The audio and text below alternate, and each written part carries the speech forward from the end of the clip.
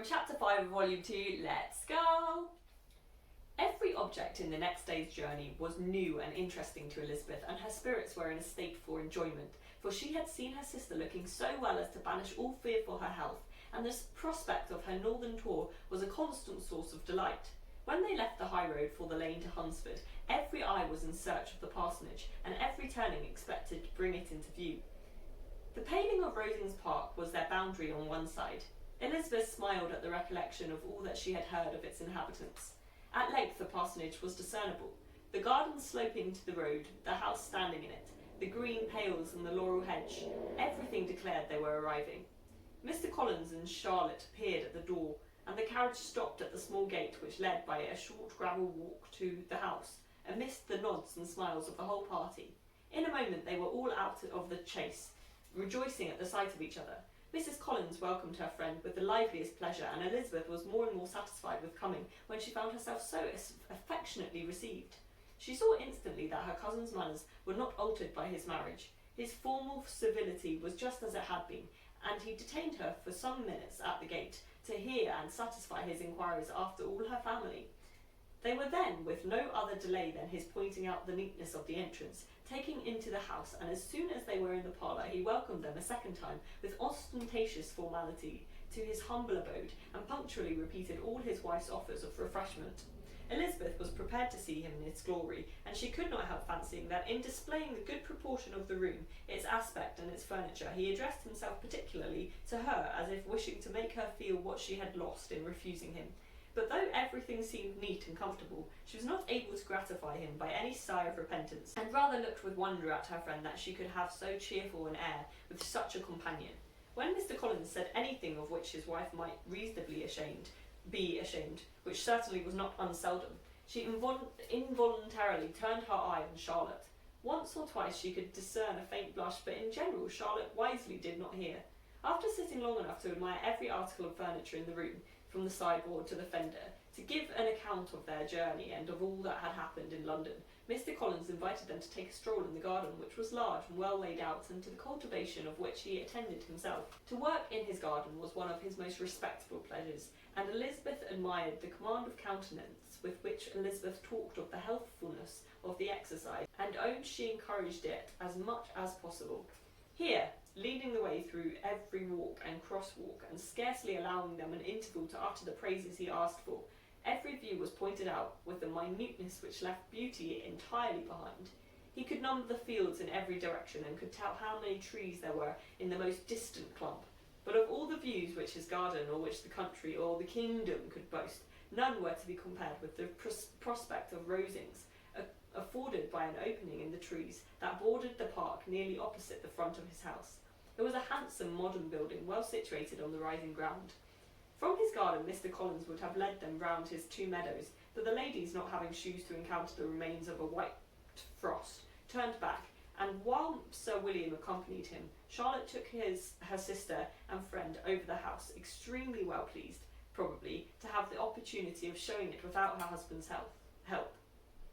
It was rather small, but well built and convenient, and everything was fitted up and arranged with a neatness and consistency of which Elizabeth gave Charlotte all the credit. When Mr. Collins could be forgotten, there was really a great air of comfort throughout, and by Charlotte's evident enjoyment of it, Elizabeth supposed he must be often forgotten. She had already learnt that Lady Catherine was still in the country. It was spoken of again while they were at dinner, when Mr. Collins joining in, observed, "Yes, Miss Elizabeth, you will have the honour of seeing Lady Catherine de Bourgh on the ensuing Sunday at church, and I need not say you will be delighted with her. She is all affability and condescension, and I doubt not but you will be honoured with some portion of her notice when service is over. I have scarcely any hesitation in saying that she will include you and my sister Maria in every invitation with which she honours us during your stay here. Her behaviour to my dear Charlotte is charming. We dine at Rosings twice every week and are never allowed to walk home. Her ladyship's carriage is regularly ordered for us. I should say one of her ladyship's carriages, for she has several. Lady Catherine is a very respectable, sensible woman indeed," added Charlotte, "and a most attentive neighbour." "Very true, my dear, that is exactly what I say. She is the sort of woman whom one cannot regard with too much deference. The evening was spent chiefly in talking over Hertfordshire news and telling again what had been already written, and when it closed, Elizabeth, in the solitude of her chamber, had to meditate upon Charlotte's degree of contentment, to understand her address in guiding and composure in bearing with her husband, and to acknowledge that it was all done very well. She had also to anticipate how her visit would pass, the quiet tenor of their usual employments, the vexatious interruptions of Mr. Collins, and the gaieties of their intercourse with Rosings. A lively imagination soon settled it all. About the middle of the next day, as she was in her room getting ready for a walk, a sudden noise below seemed to speak the whole house in confusion, and after listening a moment, she heard somebody running upstairs in a violent hurry and calling loudly after her. She opened the door and met Maria in the landing place, who breathlessly, with agitation, cried out, "Oh, my dear Eliza, pray make haste and come into the dining room, for there is such a sight to be seen. I will not tell you what it is. Make haste and come down this moment." Elizabeth asked questions in vain. Maria would tell her nothing more, and down they ran into the dining room, which fronted the lane, in quest of this wonder. It was two ladies stooping in a low phaeton at the garden gate.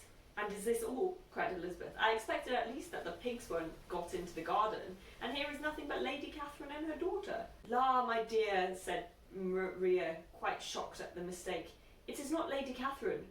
The old lady is Mrs. Jenkinson, who lives with them. The other is Miss de Bourgh. Only look at her. She is quite a little creature. Who would have thought she could be so thin and small? She is abominably rude to keep Charlotte out of doors in all this wind. Why does she not come in?" "Oh, Charlotte says she hardly ever does. It is the greatest of favours when Miss de Bourgh comes in." "I like her appearance," said Elizabeth, struck with other ideas. "She looks sickly and cross." "Yes, she will do for him very well. She will make him a very proper wife." Mr. Collins and Charlotte were both standing at the gate in conversation with the ladies, and Sir William, to Elizabeth's high diversion, was stationed in the doorway in earnest contemplation of the greatness before him, and constantly bowing whenever Mr. Bourgh looked that way. At length there was nothing more to be said. The ladies drove on, and the others returned into the house. Mr. Collins no sooner saw the two girls than he began to congratulate them on their good fortune, which Charlotte explained by letting them know that the whole party was asked to dine at Rosings the next day. That's the end of chapter 5. Come back for chapter 6.